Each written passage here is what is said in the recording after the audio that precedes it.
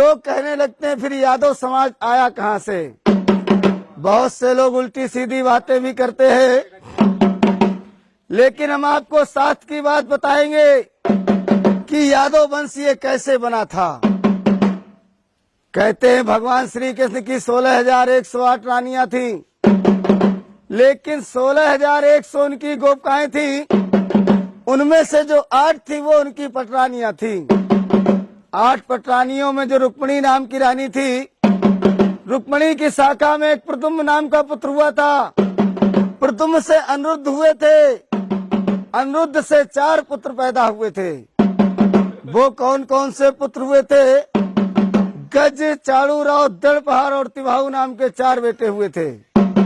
यहीं से अपने यादव समाज का बंटवारा होना शुरू हो गया। जो गज के वंशज हुए इनको बिहार की गद्दी दी गई, जो यादव के नाम से जाने गए साहब। जैसे बिहार में लालू प्रसाद यादव हैं, ये यादव वंश के यादव हैं साहब।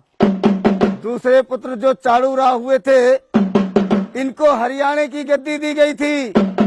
हरियाणा प्रांत में अपने यादवों को राव साहब कहा जाता। वहाँ पर यादव अहीर कुछ भी कहते रहो, यादवों के घर नहीं जा पाओगे। जब राव साहब कहोगे तब यादवों के घर पहुँच जाओगे। तीसरे पुत्र जो दड़पहाड़ हुए थे, इनको देवगिरी की गद्दी दी गई थी। इनको महाराष्ट्र का राज दिया गया था। इनसे जो वंश चला उस वंश का नाम रखा गया देवगिरी यादव। चौथे पुत्र जो प्रीतिभाव हुए थे, उनसे रोहिले यादव यदुवंशी यादव बने थे साहब।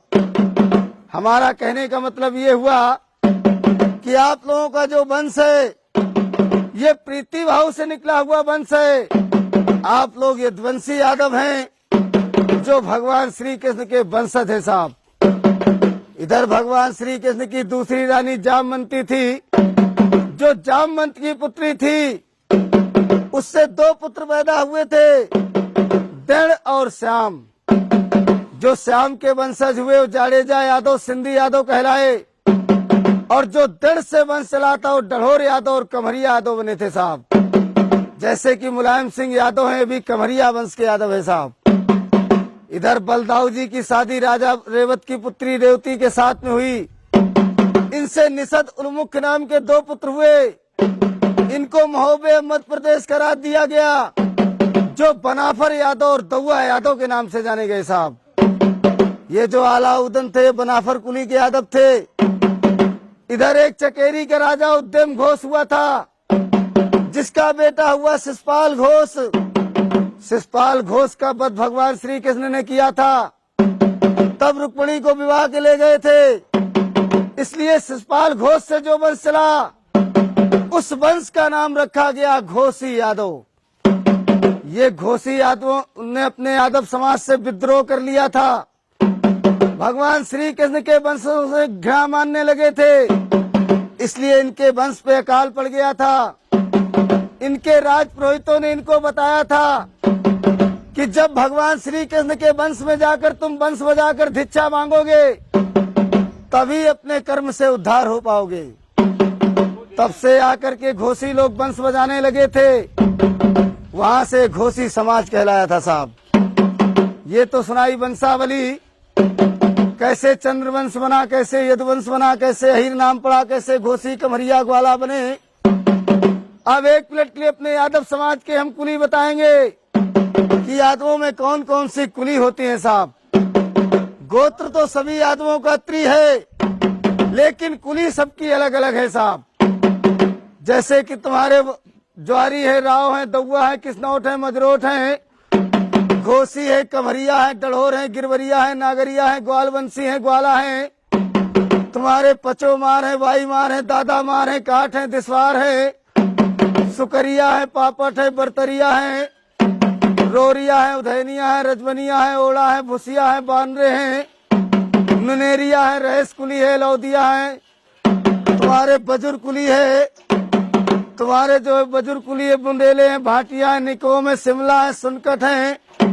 तुम्हारे डांस कुली है, रूखड़ा है, दुर्ग है, सिकरवार है, मैना है, धरोर है, कटा है, गुच्छार है। तुम्हारे भुरगदे हैं, पमटे हैं। तुम्हारे राणा कुली है, कारे हैं, तुम्हारे दिसवार हैं। ऐसे करके 284 कुली है अपने यादव समाज में साहब। हमारे बड़े बूढ़े यही वंशावली कुली गोत्रों का बखान करते थे। यादव समाज के लोग, राजा लोग खुश होकर उनको दान दिया करते थे। लेकिन अब राजा तो बचे नहीं भैया, इसलिए गांव गांव जाकर अपने यादवों का बखान करते हैं साहब।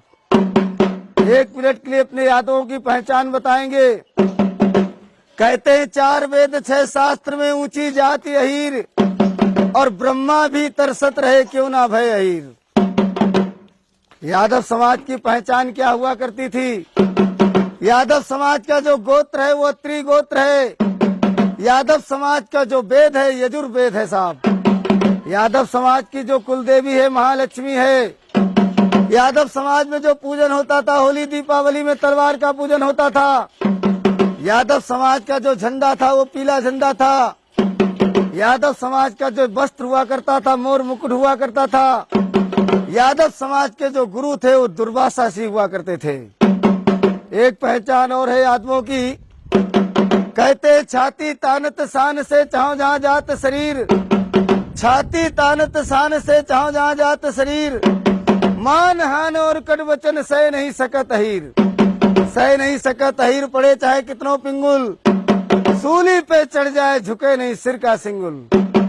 ये विशेष पहचान होती अपने चंद्रवंशी क्षत्रियों में साहब। लेकिन बहुत से यादव लोग ऐसे भी मिलते हैं भैया जिनके